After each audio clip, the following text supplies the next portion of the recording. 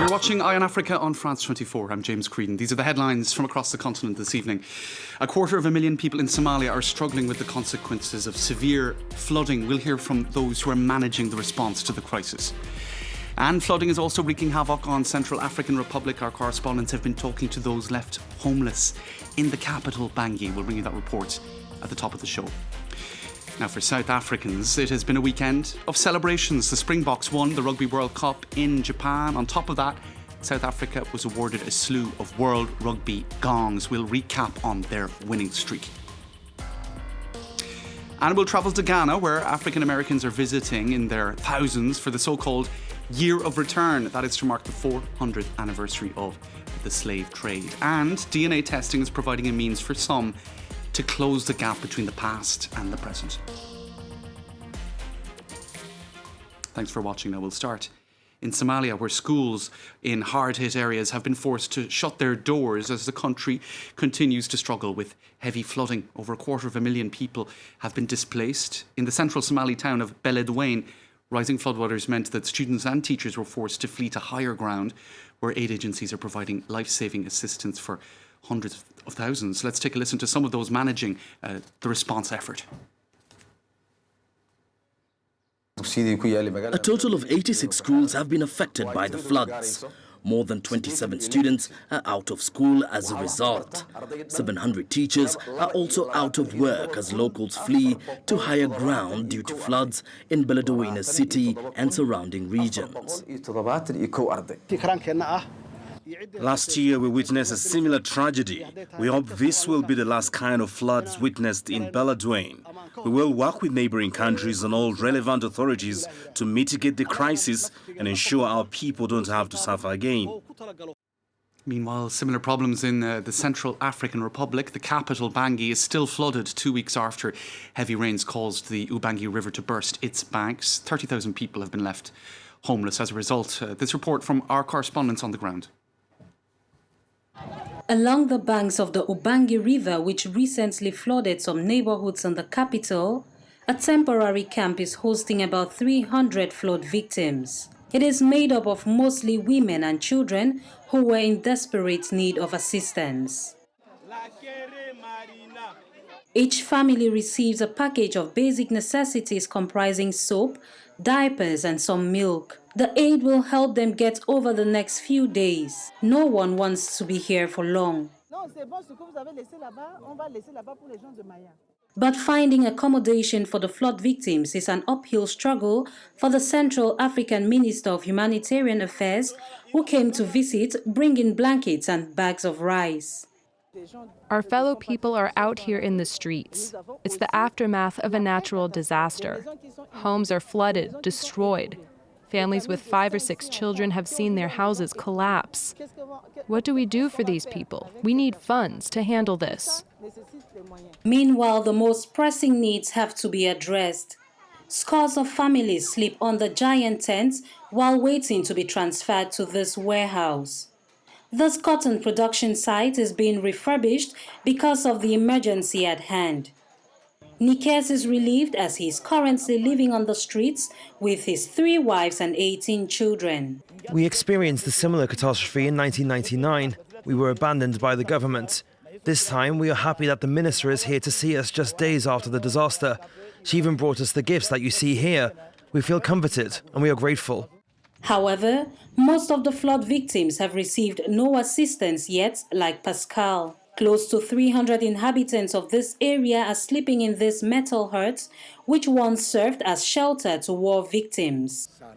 We are desperate. There are no tents. We have nothing. If we had tents or umbrellas, it could help us. It rains all the time and we have children with us. We really don't know what to do. The international community has not yet reacted to the appeal for help made by the government of the Central African Republic. For now, the future looks bleak for the 30,000 flood victims who live in fear of further flooding as the rainy season continues.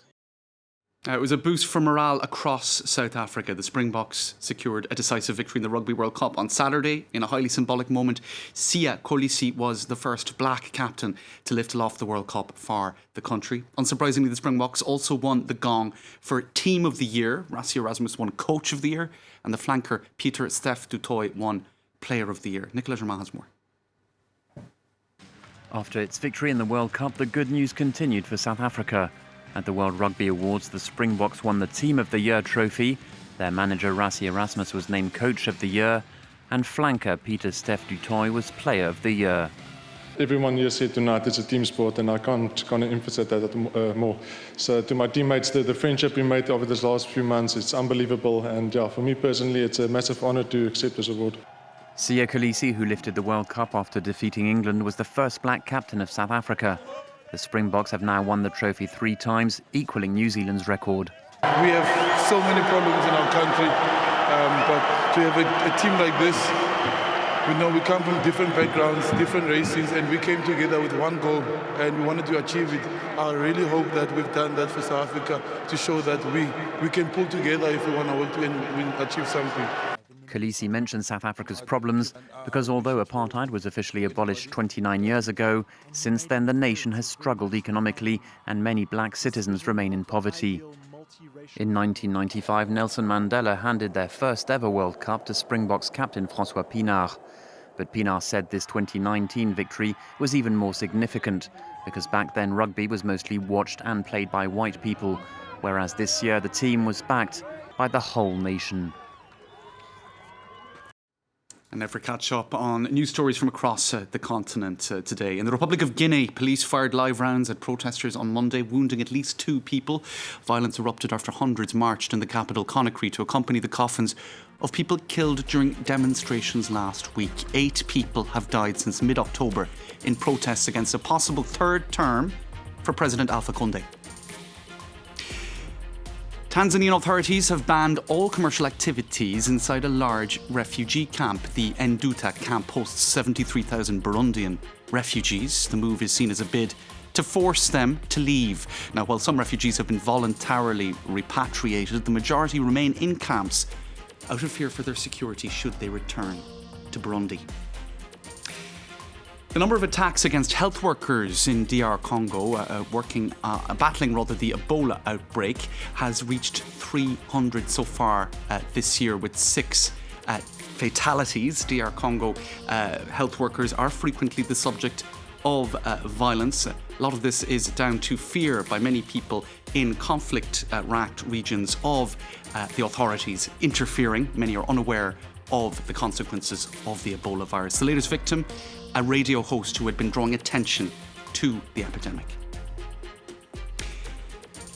Now, Ghana is hosting a so-called Year of Return to promote ties between Africa and its diaspora. It's the 400th anniversary of the departure of the first African slaves for what would become the United States of America. A delegation of African Americans who are members of the civil rights group, the NAACP, they're travelling from Jamestown, Virginia to Jamestown, Accra, to retrace the route of the slave trade across the Atlantic. And DNA testing is helping some of them to bridge the gap between the past and the present. This report from our correspondents Frank Hersey and Thais Broek.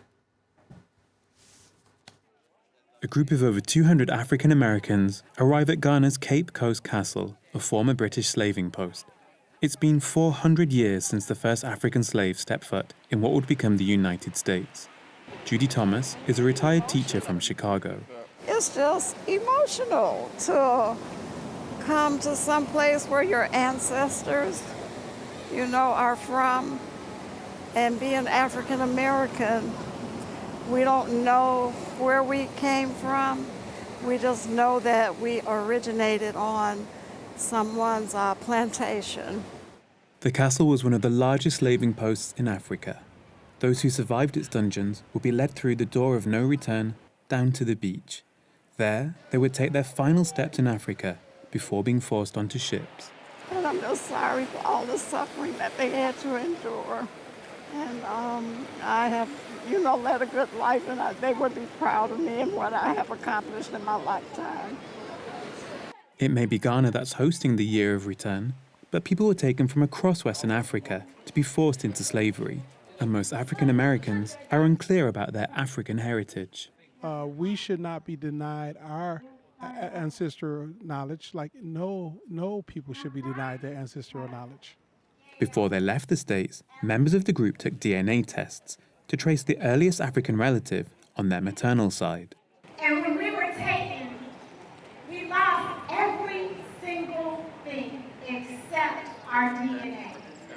The DNA reveal is an emotional moment. Judy learns her earliest ancestor was Yoruban from present-day Nigeria. Absolutely wonderful. Do you feel different? Yes, I went from tears to joy. Despite its terrible past, today the castle plays an important part in these visitors' understanding of their ancestors' stories. That's all for this edition of Eye on Africa. Thanks for watching.